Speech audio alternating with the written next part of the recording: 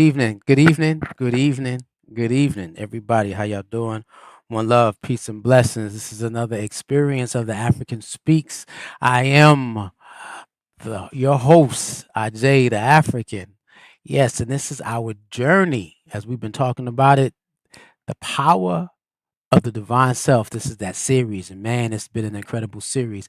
I appreciate those who have been waiting patiently because I have been off for a couple of weeks. We were in the season of Pentecost. And I don't know if anybody else in the Afrocentric spiritual realm or in terms of cosmology, spiritual cosmology, actually celebrate Pentecost, but I do. I do. My community do. We all do. Why? Because it is that season where you focus on you. All the other holidays take your mind has the ability to take your mind elsewhere. Pentecost is the only spiritual season that can have you focus on the people, on you, on everything that you doing, who you are. And it's always been my favorite season. And I absolutely love it. And so I've been gone for a minute preparing for they asked me to do the Pentecost Sunday. Well, I asked and they granted it to me. But we tried to get it on live.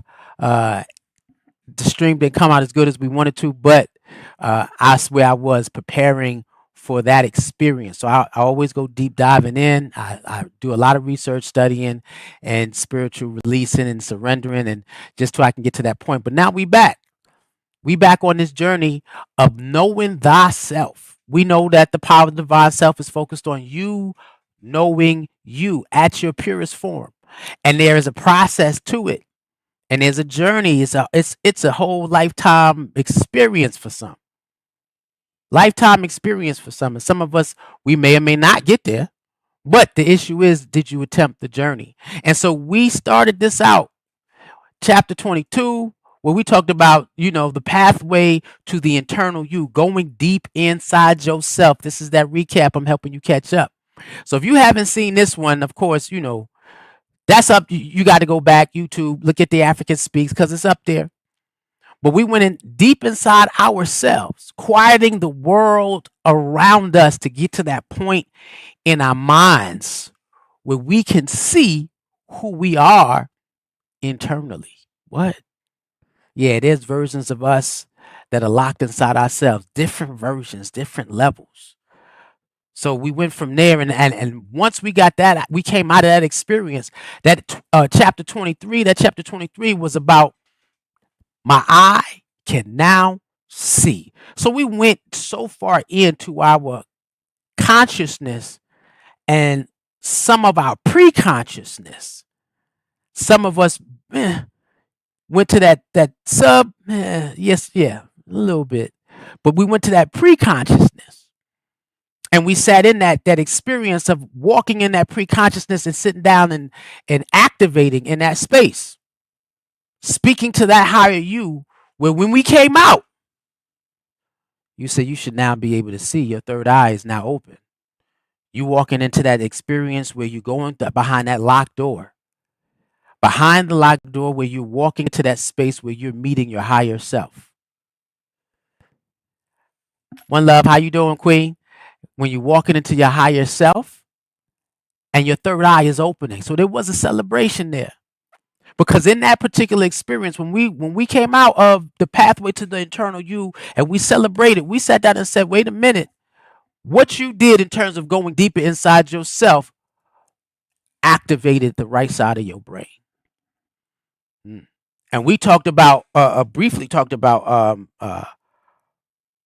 heart and mind coherence working together. But in this space, we talked about also what you did then, and we'll probably go further into it, where your left side of the brain, that's that logical side, and your right side of your brain, that's where you get that I am. That's where you get that unconditional love, where you get your creativity, where you find your that passion, that variety that create, everything, your intuition, insight, enlightenment happens from the right side of your brain. And so we went into that space where we quiet the world to get into ourselves, and we got there. And so I said, oh, we could celebrate because that is the beginning of your journey. And we came out and we talked about, wait a minute, if you followed those steps and you did it properly, you slowly started cracking open your third eye.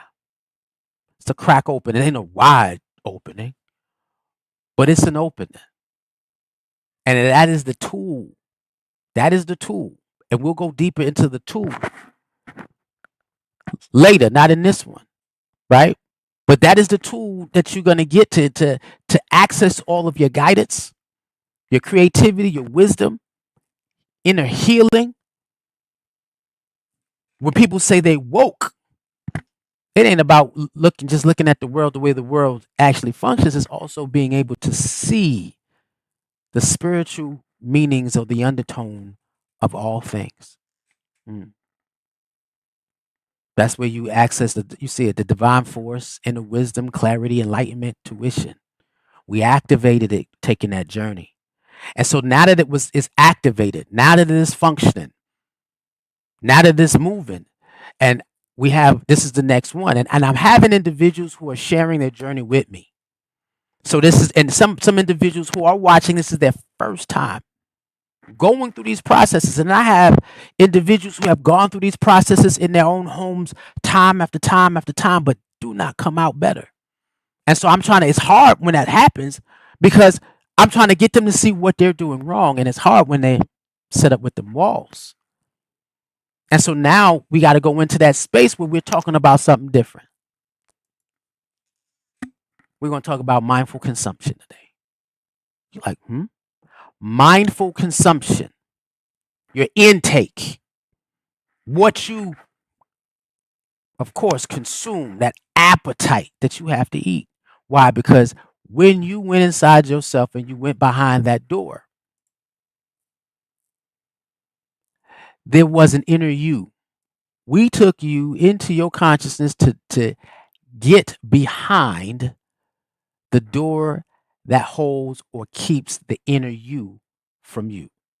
There, and we walked you all the way to the door. Now, what you experienced when you went in, and I don't have. Let me see if I can drop this where it is so you can see it.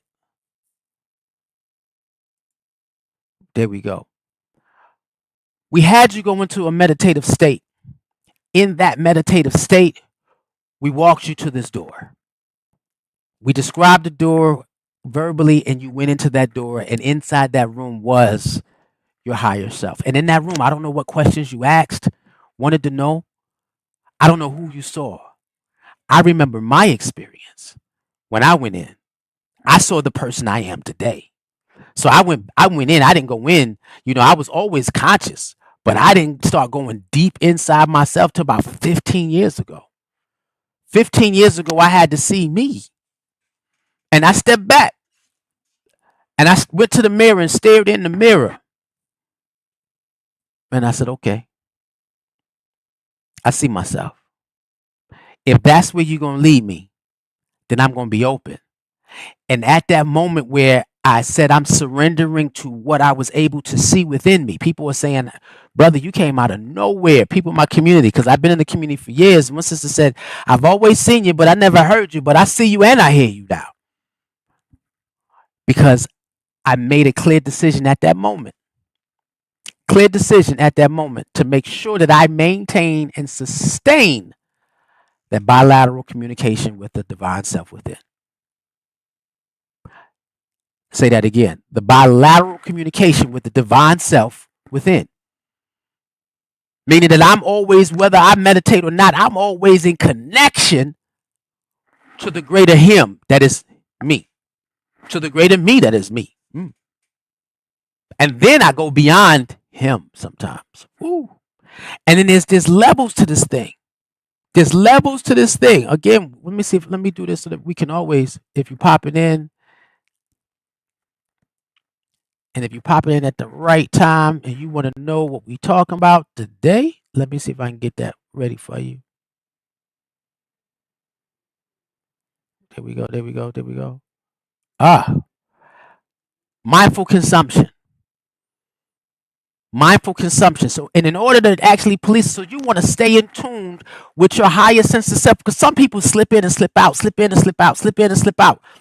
The reason why is because of what you're consuming on a regular basis. To be able to keep those channels open when your eyes are open and when you're dealing with life, you got to have that interaction or that conversation with your higher self at all times.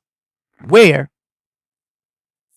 and I began to say this at that journey, 15 years, I will be soul fed and soul led. Spirit fed, spirit led.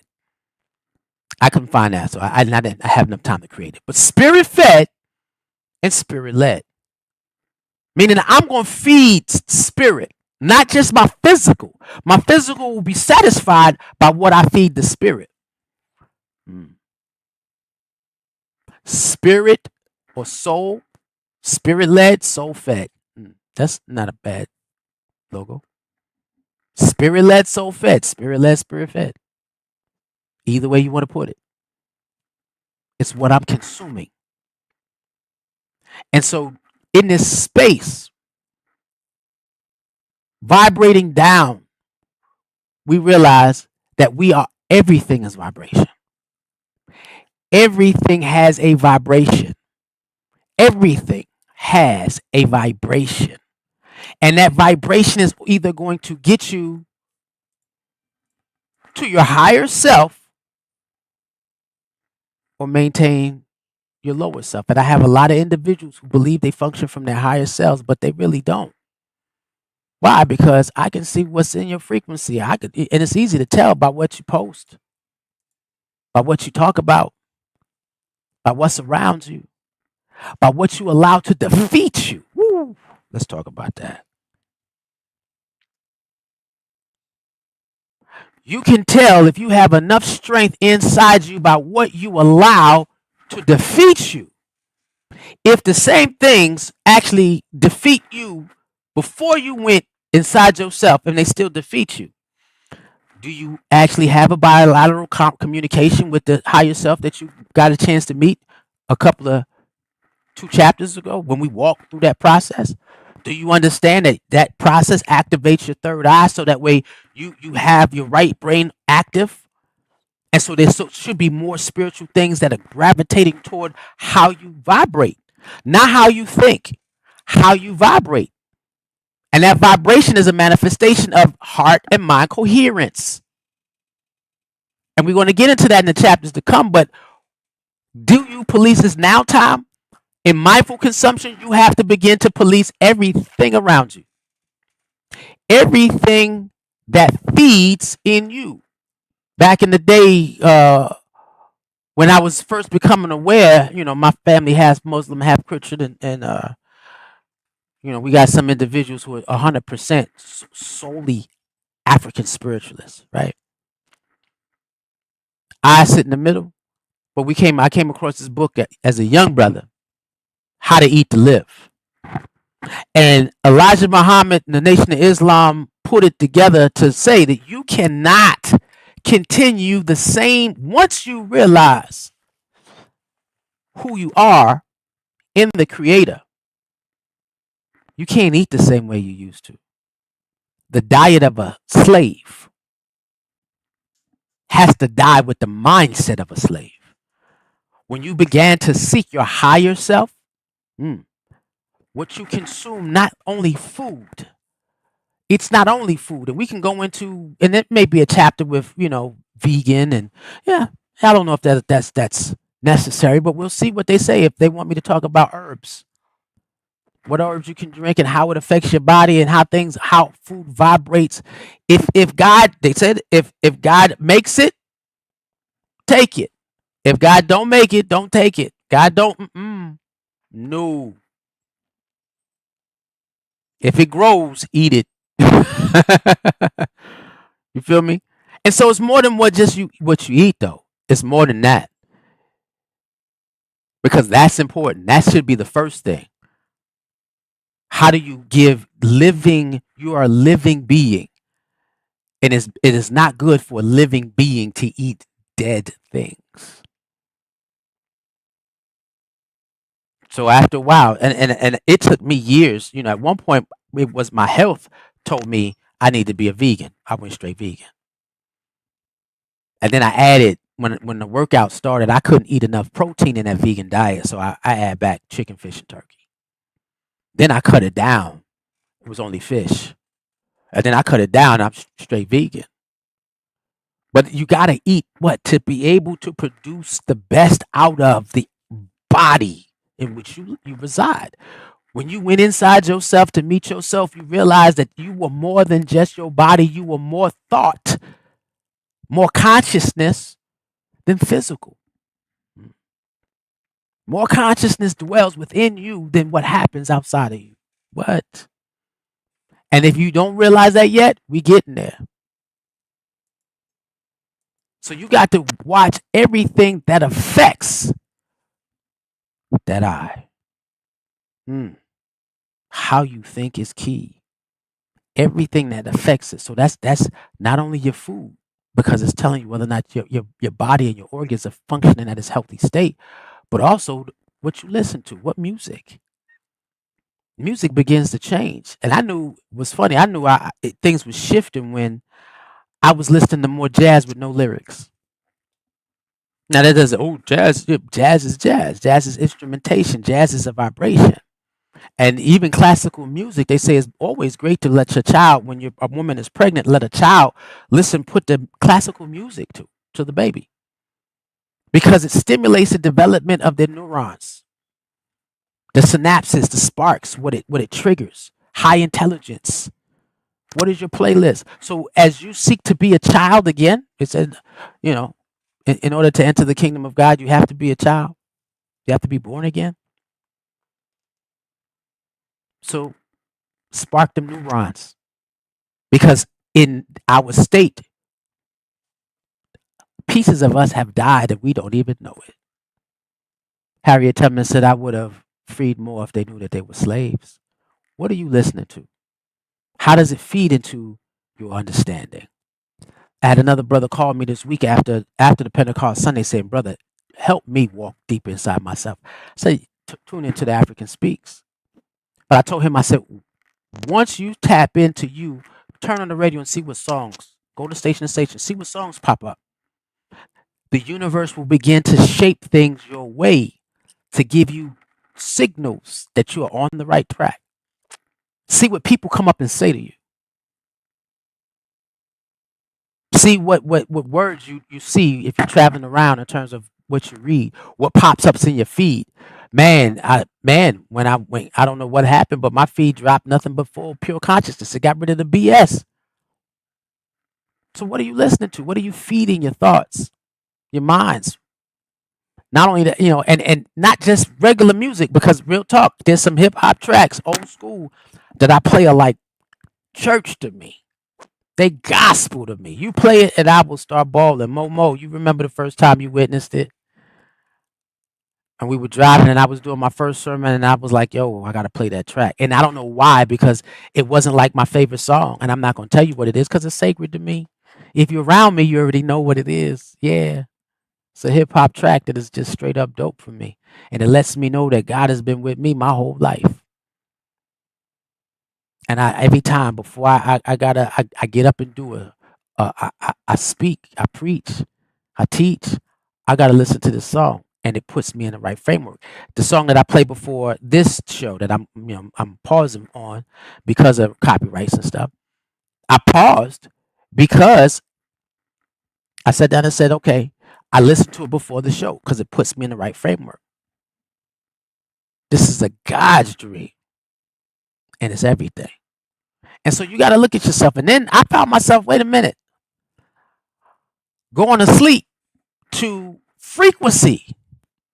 And so I showed the sound bolts, frequency music. Actually, putting some over my eyes. So they said focusing on my meditation so that I infuse all my focus on my third eye, listening to the frequency music, trying to go. And we'll talk about that. That they just told me that's a chapter. Deep dreaming to get your downloads from your ancestors. Not just going in physically, but while you sleep, engaging them in your rest. Mindful consumption. What are you listening to? My daughter would call her mom, "Ma, daddy in here, listen to that strange music again." And when she's in her journey, I said, "Okay, shorty, it's time for you to listen to the frequencies. I need you to vibrate in a different level. I need you to find a certain state of peace. You don't need beats. You just need tones." And we might go deeper into that because everything is frequency. What does your mind consume? Does it can still consume the things that have pulled you away from your divine self? Or does it walk you into a state of natural being? And so when you start looking at thinking about mindful consumption, yeah, now you're talking about also what you read. Now in my community, it's always been, we always had it's always books upon books upon books. You're always reading books. Always got something new. You can ask anybody, hey, so what you got this week? What you got this month? Right? And sometimes we maintain and sustain a community wide uh book read and we'll discuss it as a community, which is beautiful. I think we need to do more of that. And I think that needs to be public. You know what? I'm about to sit down and talk about that. I'm gonna tap into somebody and we all read it and all discuss it in the community, not just things with the enclosed doors.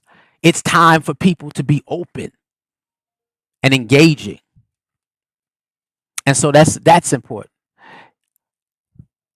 And so being able to do this and have these experiences. So what do you read? Not even what you read. What's on your YouTube page? What are the reels that you pull to? Right? What do you search for? What articles are you focused on? What are you feeding your mindful consumption when you realize that you are on this spiritual journey to understand the power of the divine self? And I have an individual where I'm like, okay, she's reading, but she still goes to the same places that she's always been. And that's what pulls her back in. I said, do you realize that there are hooks inside this matrix in which we live in that will keep you grounded to this world? How do you become in the world and not of the world? Easy. You need none of it. Realize you need none of it. And all you need is that which puts you into a higher mindset. And so it's also the places you go. Add a different place. Go find a bookstore to sit in. Find a cultural center. Find a cultural infused experience that does not focus around a holiday. Mm. That does not focus around a holiday.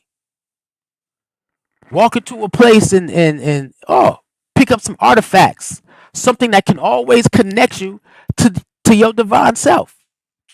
Again, we're talking about mindful consumption, how you that biodirectional, because now you're feeding the body what it needs to always communicate or vibrate at a high frequency, so you have the ability to always connect to your higher self. This is what this is. This is what mindful you got to be. Mindful consumption, deeply important. Another part of that is deeply important is also who you listen to, who you talk to. What are your conversations like with them? What are your relationships like? Are your relationships growing and changing? Are they developing? Are you pouring in your highest self to other people now? And in having yourself, if you're always the smartest person in your circle, then you are got the wrong circle. Find those who can get you to always experience your higher self and will challenge you. I do have a problem with individuals who focus on the level of mediocrity. I do. I do. And I don't why? Because I slip down in the state of mediocrity, I need you to be able to stand up and say something to me. Because this is a journey we share. So I do. And so to get me to work with somebody that's saying, okay, nah, it uh uh really? Really? So that you're asking me to do what? This is where they say you don't have to turn down for what? You don't got to turn down for who? Excuse me, I can't do that. Because that's going to prohibit my ability to consume certain energy because I have to be subdued to the point where I don't get to experience my higher self in this exchange. And people say you never have to. Well, I'm not, and I'm not. I could be in a circle and be a part of a catalyst that raises vibration. But if you are part of a circle where that circle is not raising vibration, it just may be just sustaining a vibration or even lowering the vibration. It's hard for me, and it should be hard for you. Why? Because it's mindful consumption. What part of your relationships that will always keep you growing? That was a situation of this. The African Speaks was a manifestation that it was hard for me to get fed on a regular basis. So I started feeding myself and then said, who am I to gatekeep? I'm going to let the African inside of me speak, teach, guide. Hence, the rise of the African. Y'all remember that? And so we're looking for that in you. So it's that the same biodirectional level of communication you're seeking to have with your higher self, you got to have with everybody around you. And sometimes it's not even a conversation. Sometimes you walk into that experience and just be. And I've walked into buildings where the vibration coming off was so loud people could feel it. I'm at a pizza shop chilling, buying a pizza, vegetarian, in my area, West End, chilling. And all I was doing was sitting there. Two sisters were whispering to the left of me. Sister walked up and said, "Are you a sage? Because there's a vibration coming off of you that is telling me that you are more deep than what you are. You're more than what we see." And I said, "I am. And I appreciate you acknowledging that. And my community is right around the corner, PAOCC. And if you would like, join us." Sometimes when you walk in the room, because of your mindful consumption, after a while, you are everything you're consuming, it has a vibration, and so everything that you are indulging in is, and everything that you have an appetite for is increasing how you vibrate yourself. Every organ is changing. Organs change, and we're going to talk about meditation processes change. Things help you develop and grow, and what happens? They feel you when you walk in the room. They notice you when you get out. You could be in a park, crowded people, and you can tell when they notice you, and you can't hide that. And so, mindful consumption, being conscious of all things, because all things have a vibration, and how you it will affect how you engage yourself and affect how life engages you, right? And so we always want you to know that in this process of what we already have gone through up until now, we have just scratched the surface. All of this that we've talked to up into chapter 24, because we put a lot of information out there, and now you're only barely scratching the surface. I have a friend, and I always tell her, I said, "Hey, you're standing on water. Now you need to walk." And so she got mad. She literally got mad. Was like, "What do you mean? I'm standing on water. I'm tired of you looking down on me." I said, "Hold up. Do you understand the analogy? In the Bible, they said they were all in the boat, and the boat was rough and was rocking, and they saw the Black Messiah walking on water. Peter got up and he said, "Let me get out the boat. Tell me I can come to you." And he said, "Okay, let me see you." Peter got out and started walking. And when he looked down, he sank. Because the physical reality clicked. Oh, wait a minute. I'm still got pieces of me in the physical realm. I don't completely exist in more in the spiritual. I looked down and he sank. But guess what? He at least got out the boat. That's what I had to explain to her. You're standing on water, meaning you're not even in the boat. So we really just scratched the surface. Because when you do that meditation process and you do it right, third eye activated, you just scratch the surface.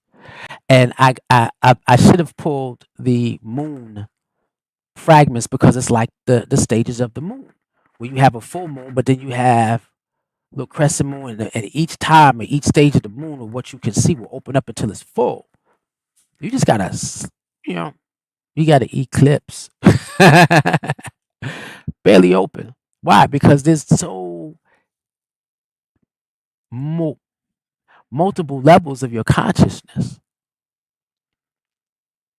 Multiple levels of your consciousness. So you're trying to get past the small, and it takes a minute. Real talk. That 5% is a lot to get away from. So in that process of that meditation of we get into you and you tapping into your third eye, it is work to get away. That's how strong that 5% is. It's not easy to block the world out. It's not easy. And so when we take a look at how you dive deep. Now this is one of the slides I use for the Pentecost. Because in that process of going inside yourself, you got to go against your conscious mind. And you got to stay in there, that space, until you get down to your pre-conscious mind. Those are those thoughts and memories that are right for the pulling. They didn't disappear from you. They right there. They sitting on right at the surface, you pre-consciousness. So you got to go down from your conscious now and into your pre-consciousness. And when we did this, we went into your pre-consciousness. When you walked into that room, you entered into a level of your subconsciousness. And there's depths to the subconsciousness. We didn't go all the way in. We just tapped it and we just knocked on the first door. We knocked on the first door. After interacting with our ancestors, we went in, and you could have. I don't know if you spoke to your ancestors. I don't know what they said to you. I don't know what you received. I don't know what your dreams was like. I don't know what animals were attracted to you. What colors you saw. How did you dress the next day in terms of the colors? Which each color has its own vibration. What was you drawn to? Did you go somewhere and see an artifact and you had to buy it? For me, rhino season, right? It means go forward in strength, stand in your truth. And when you start to run, know that nothing is going to get in front of you. Nothing is getting in front of you. It's time to run. Mindful consumption, in order for you to get further down into your unconscious mind, to the tip at the bottom of the unconscious mind, to reach collective consciousness. Now you know where we're going. But you got to know how to get there. And as we continue, we're going to get there. By the end of this series, you're going to understand what it means to access collective consciousness. And I will share with you some of the things that I went through when I realized I had tapped in.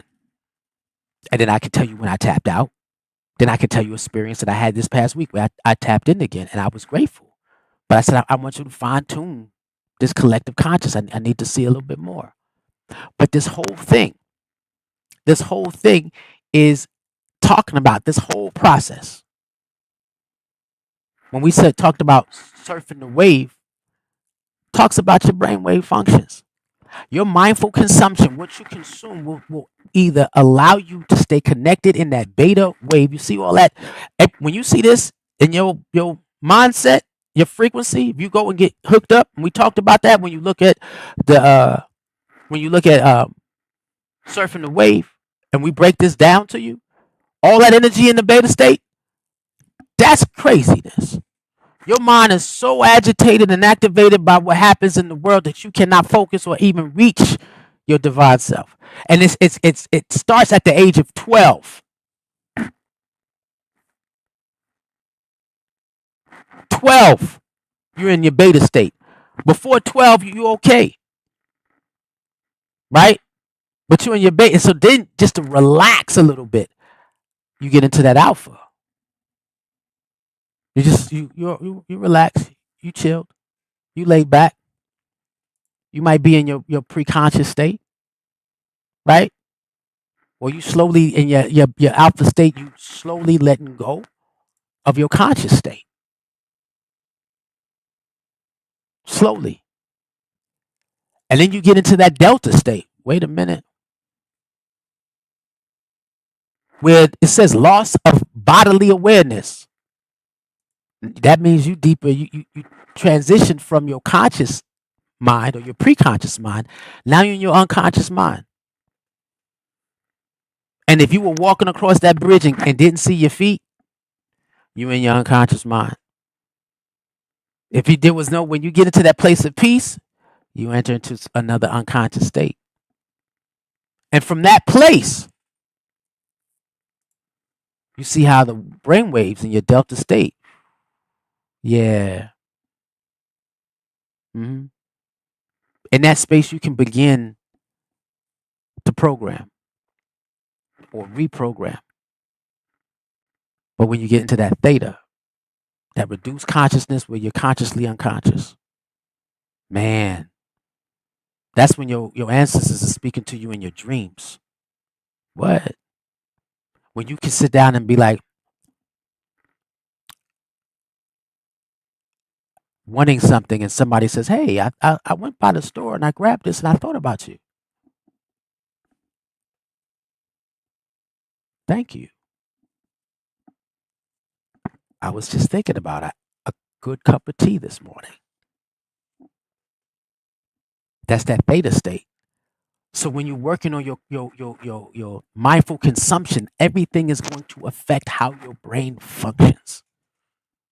Can you get deeper into your theta state where you get into your heightened perception, the unified self? Mm. This journey is how you affect your thoughts. Why? Because once you start going deeper inside yourself, a lot, knowing that everything is frequency. The reason and importance for mindful consumption is changing your brain state so that you could access a higher sense of you. There are low frequency music. There are low frequency foods.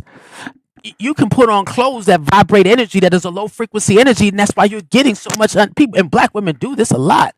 Just because I'm wearing this doesn't mean, sister, you low frequency. You got the low frequency outfit. You're gonna get the low frequency attention. We said that most of our energy is trapped in our lower chakras. So don't get mad when you attract the lower chakra, a brother from the lower chakra. Brothers, don't get shocked when you attract a sister who functions from her lower chakra. Chakras. But when you do these things, mindful consumption will give you the ability to slowly start tapping into other portals.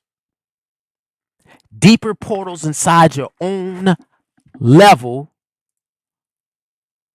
I'm going to do that again, of consciousness. Get that. What you consume and what you eat is what you consume and what you read, what you consume and what you listen to, what you consume in your conversations, what you consume in the lack of forgiveness, anger, aggressive, how you consume those energies, those emotions will either affect your ability to go in and out of the portals of you, of your own consciousness. So you got to be mindful of what you intake. My younger brother always is like he and it was funny because I've been his motivation. He says, "Look, brother, I've been watching you all my life and I've never seen anything like you. There's nobody out there who's speaking for black people that go to the level of that understanding the way you do. And actually I get to see it firsthand." And I'm like, "Thank you." And so trying to show him how to go into his own level of consciousness. And so when I have my hardships, and sometimes I get attacked and it pulls me straight out of my subconscious state, out of my preconscious state. I'm all the way at the tip of my consciousness, and all I can see is the problem. The brother comes to me because I've shared so much high vibrational conversations with him. When he sees the issue that I'm going through, or he hears about it, and it could be life or death or health or whatever it is, he sits down and he says, "Brother, that's nothing for you." "What you mean?" He said, "With all you study and all you know, if you can't get through that, nobody else can." And I looked at him And I can say he said it too. I had some serious life situations where he said that a couple of times, and it just woke me up to me. And it was time for me to what? Watch my consumption, go deep in myself, and walk through another portal within me. Vibrate at a higher frequency and move past. There's one more thing that I'm about to do in this next 365 days, which is you'll see it by the next Pentecost. I'll tell it to you if I happen to do it. 365 days. But you go into that portal where after a while you become more version of you. You become the image of the person that you met when you walked through that door. And then you have another experience of who you really are. And it all stems from that spiritual diet. Everything feeds into your vibrations, even the clothes you wear, even the jewelry you have. Real talk, what you name your children as a vibration. We're going to get into that. That's actually going to be in one of the up and coming chapters. And we talked about it, the vocal utility. Look it up. When you begin to make this change, we do the name changing ceremony. Why? Because your name has a vibrational structure. And if that name triggers that vibration of who you are, you won't let it go. Your spiritual giant is everything. Everything. Everything. When I go out in public, I tell people, I said, what happens to me is I see oneness. And I also see the lack of it. So that's why it's hard for me to go out and be in public because I can never be isolated into myself. And people will always tell you, wherever he goes, he makes friends. I can't go anywhere and interact with anybody. And we one family. Why? Because my spiritual diet, how I consume vibrations, helps me vibrate on the same frequency as those who share the same mindset. And even if those who don't, I raise them up. It's a connection. Because that particular spiritual diet will lead you to who you are supposed to be before you cross over. Man, when I tell you I saw the old version of me, and he was a bad brother. You see the similarities, right? I found an image that was close. My ears don't stick out like that, but man, what do I see when I see this? I see spiritual father. The spiritual father that sits in wisdom and power and shares. Walks in his authority and his purpose and shares not just his journey, but shares the processes that it takes for everybody to get to their higher physical selves. I had a mentor. His name was Eric Paul Anthony. I got to speak about him right now. And wherever he went, he would always walk. When he walked in the room, his dreads was long and lengthy. And when he talked to you, before he touched your hand, he would wrap his hand around and brush his hand across his locks. Flick them. Shake your hand. Every time. Because it was like he was sharing what he absorbed. The wisdom that he absorbed, he's going to share that in that handshake. And we would crack jokes on him. Me and my boys would always say something about him. Because why does he do that?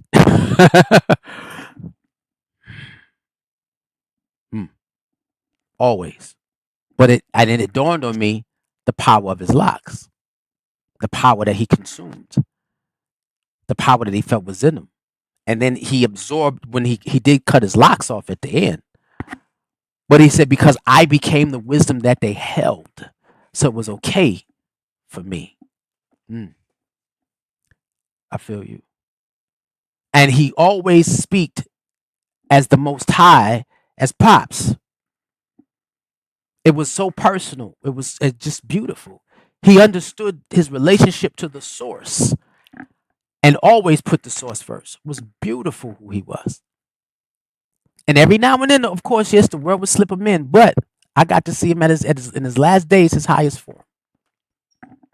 And he said, brother, when did the student become the teacher? And I said, well, it's time. It's time. And he looked at me and he said, yes, it is, son.